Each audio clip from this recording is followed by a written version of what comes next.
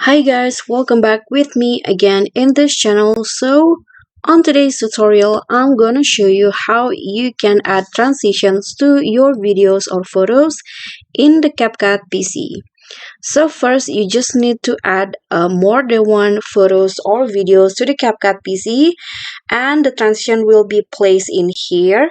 So you can just click on the transition menu at the top and then choose the transitions that you want. For example, I want to add this stretch to transition.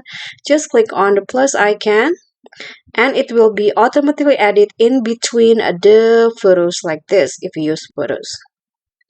And the photos will now look like this. Okay, so that's all from me. Thank you so much for watching. Please don't forget to subscribe, click on a like, leave a comment, and click on thanks. Bye.